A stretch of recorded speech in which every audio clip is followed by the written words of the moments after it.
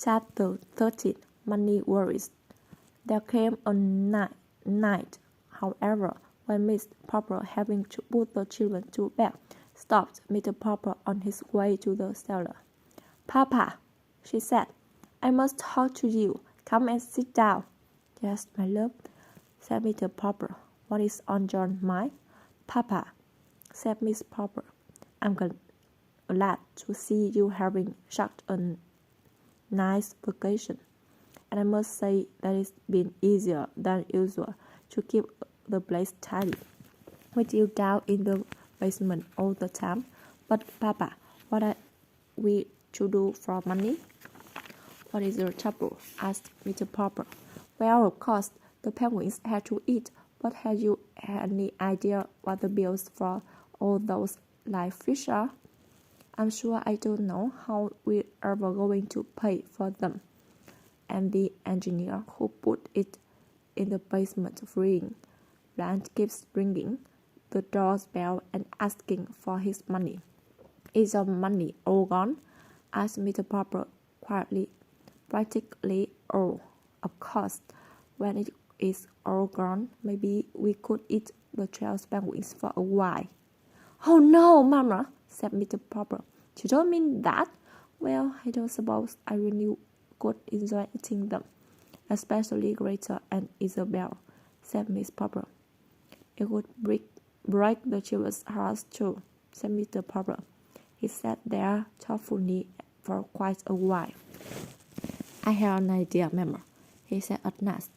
"Maybe we could sell them to somebody, and then we would have a little money to live on," said Miss Popper. "No," said Mr. Popper. "I have a better idea. We will keep the penguins. Mama, you have heard of trained seals acting in theaters?" "Of course, I have heard of trained seals," answered Miss Popper. I even saw some once. They balanced broads on the ends of their noses." "Very well then," said Mr. Popper. "If there can be trained dogs and trained seals, why can't there be trained penguins?" "Perhaps you are right, Papa." "Of course I am right. And you can help me train the penguins." The next day, they had the piano moved down into the basement at one end of the islands. Miss Popper had not played the piano since she had married Mr. Popper, but with a little practice, she soon began to remember some of the pieces she had forgotten. "What these penguins like to do most," said Mr. Popper, "is to drill like an army to watch Nelson and Columbus get in a fight with each other, and to climb up steps and toboggan down. And so we will build our art around those tricks. They don't need costumes anyway," said Miss Popper, looking at the door little figures. They already had a costume. So Miss Popper picked out the 3 different tunes to play on the basement piano, one for each different kind of art.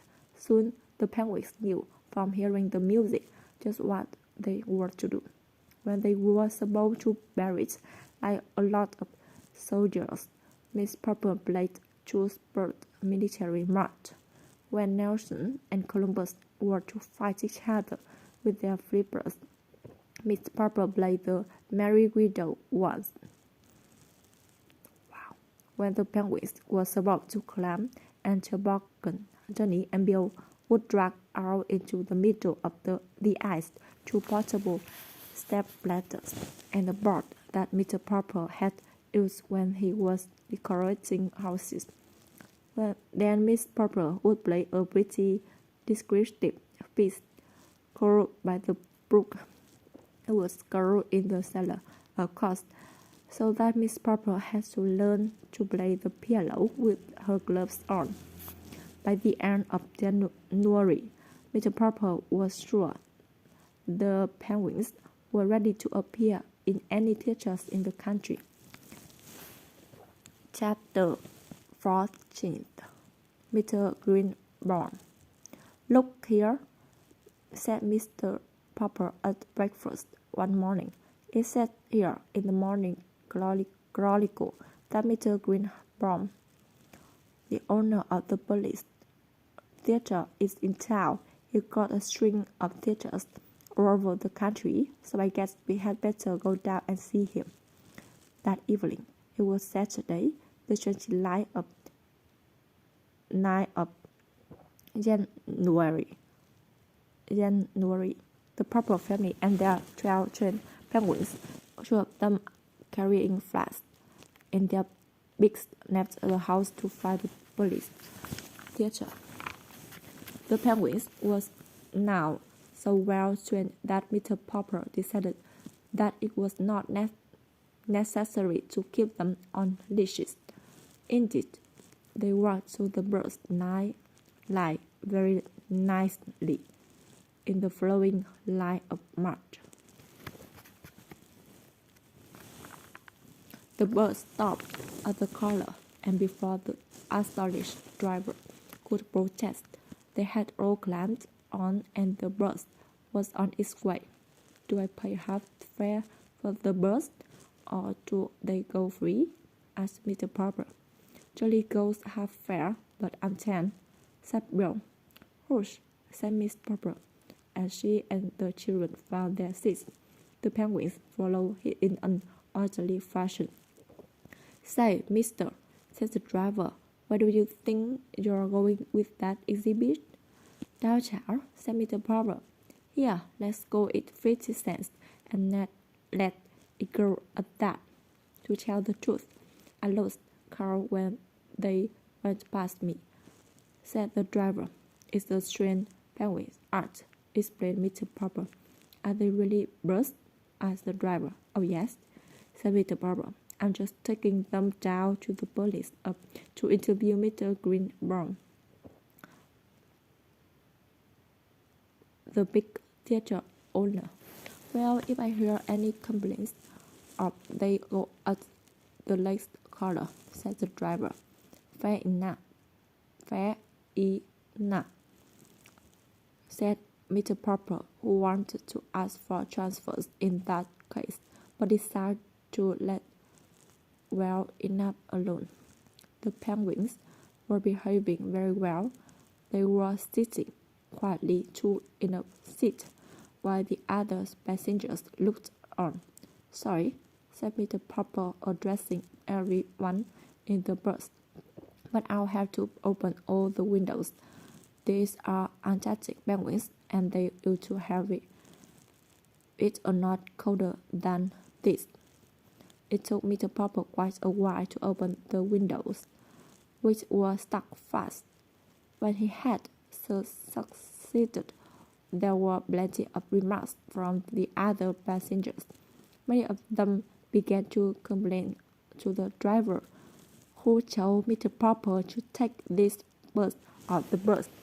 He had to repeat this several times. Finally, he refused to take the bus any farther until Mr. Popper got up.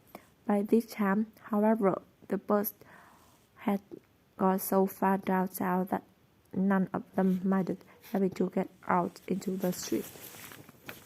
Only a block ahead of them shone the lights of the police theater. Hello, said the theater manager as the Poppers and the penguins trooped past him. Sure, Mr. Greenbaum's here in my office. You know, I heard about these birds of yours, but I didn't really believe it. Mr. Greenbaum, meet the Popper's penguins. I'll be leaving with you. I've got to go backstage. The penguins, now standing politely in two rows of 6 8, looked curiously at Mr. Greenbaum. Their 24 wide circle eyes were very solemn. All you people crowding around the door, go back where you belong, said Mr. Greenbaum. This is a private conference. Then he got up to shut the door. The Poppers sat down while Mr. Greenbaum walked up and down the double row of penguins, looking them over. It looks like an act, he said. Oh, it's an act. All right, said Mr. Popper. It's Popper's performing penguins, first time on any stage direct from the South Pole. He and Miss Popper had talked up his name for the act. Couldn't we call them Popper's Pinto penguins? Asked Mr. Greenbaum. Mr. Popper talked for a moment. No, he said, I'm afraid we couldn't. That sounds too much like chorus, girls, or ballet dances, and these birds are pretty serious. I don't think they'd like it. All right, said Mr. Greenbaum. Show me the act. There's music to it, said Shirley. Mamma plays the piano. Is that true, madam? Asked Mr. Greenbaum. Yes, sir, answered Mr. Popper, Miss Popper. Well, there's a piano behind you, said Mr. Greenbaum. You may begin, madam. I want to see this art, and it's any good. You people have to come the right place. You got teachers from coast to coast. But first, let's see your penguins perform. Ready, madam? We better more for little first, said Bill.